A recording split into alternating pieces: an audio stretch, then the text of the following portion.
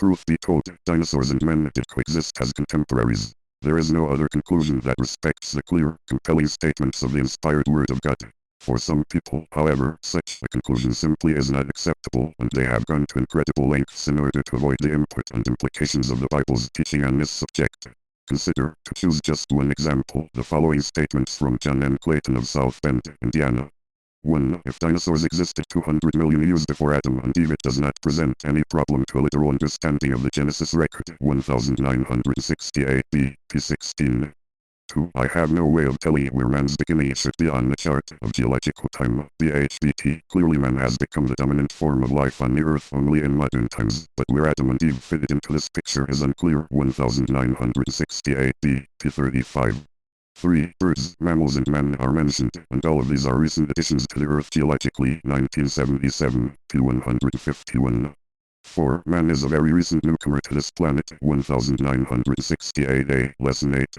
5. Genesis 1:1 simply says, in the beginning God created the heaven and the earth. The verse is undated, untimed, and without details as to how this was done.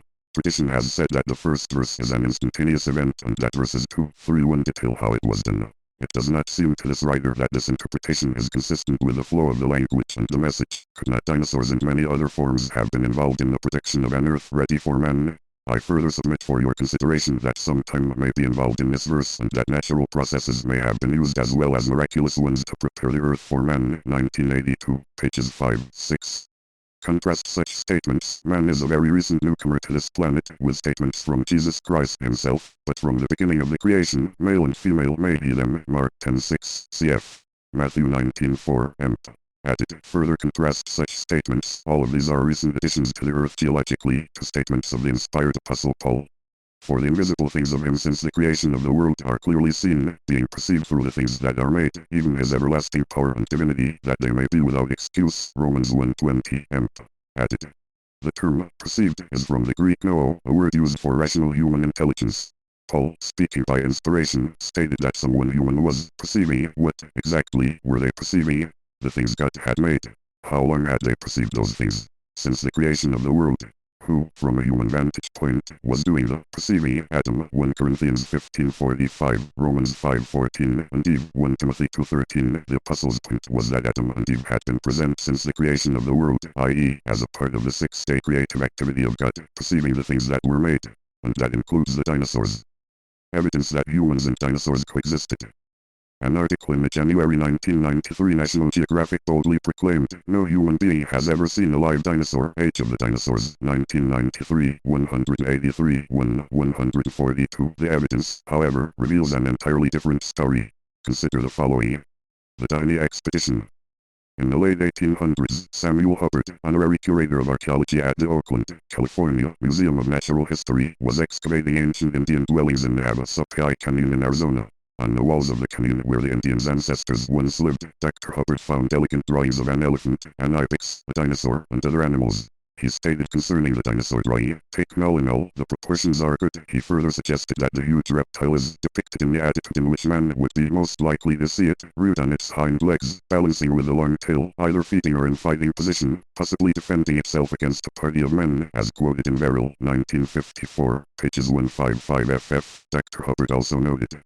The fact that some prehistoric man made a pictograph of a dinosaur on the walls of this canyon upsets completely all of our theories regarding the antiquity of man. The fact that the animal is upright and balanced on its tail would seem to indicate that the prehistoric artist must have seen it alive. 9.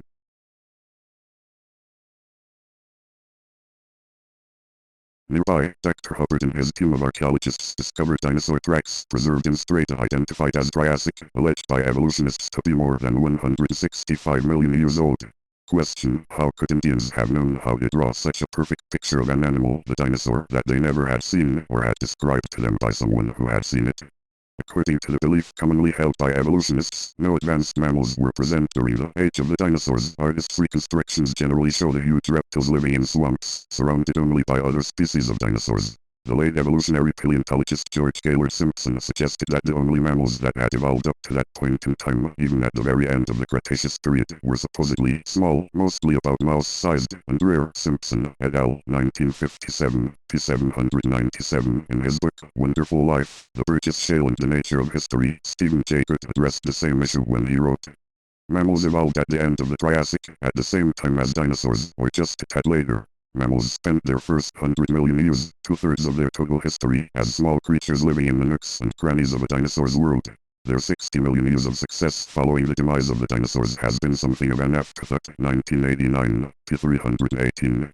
It thus is completely unthinkable, in evolutionary terms, that dinosaurs and advanced mammals, like elephants or giraffes, could have coexisted. Again, however, Dr. Hubbard's discoveries have thrown a monkey wrench into the evolutionary time scale.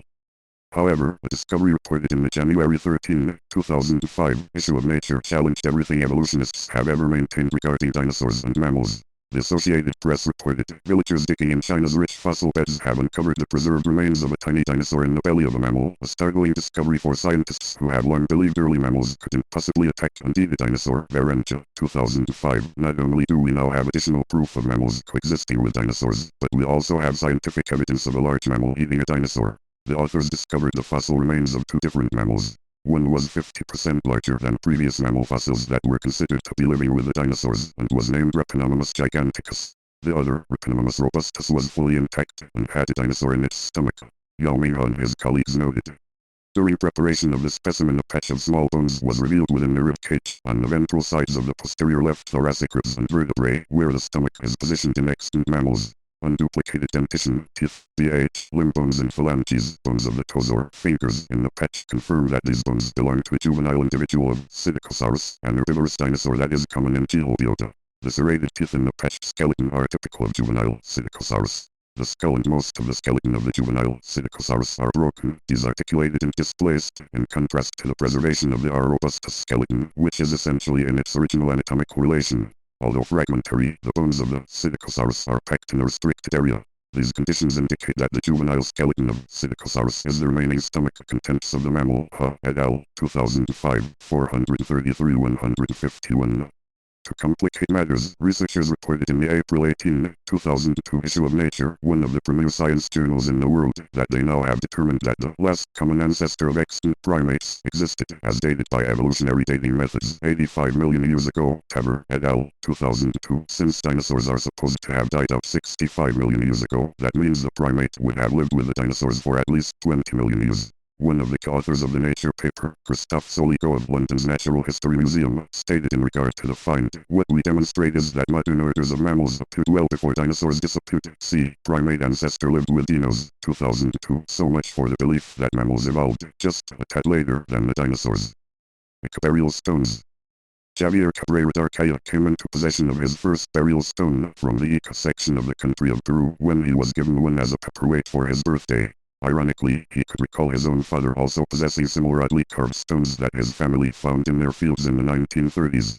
Dr. D'Arcaya sought out the origin of his unique gift in an effort to amass a collection of these unique stones, and eventually assembled over 11,000 of them.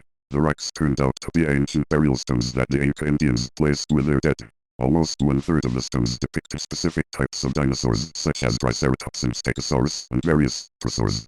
The type of art form represented by these stones and their location dated them to the time of the Inca culture, CAD 500-1500. How could these ancient Indians have known the anatomy of these creatures if they never had witnessed them firsthand? A validation of these stones comes from a full understanding of their history. In the 1570s, the Indian historian and chronicler of the Incas, Juan de Santa Cruz Langui, wrote about the engraved stones. He noted that conquistadors had taken some of the stones back to Spain, and wrote that at the time of the Inca Pachacuti, many carved stones had been found in the kingdom of Chincha in Chinchilla. On October 3, 1993, the OJO Lima Domingo, a major newspaper based in Lima, Peru, reported a Spanish priest traveling in the area of Ica in 1525, inquiring about the unusual stones that had strange animals carved on them. These reports verify that the stones were in existence long before those discovered by Dr. D'Arcaya. Since that time, other investigators have had the opportunity to observe stones in Nascatuz, as well as to inspect the entire D'Arcaya collection.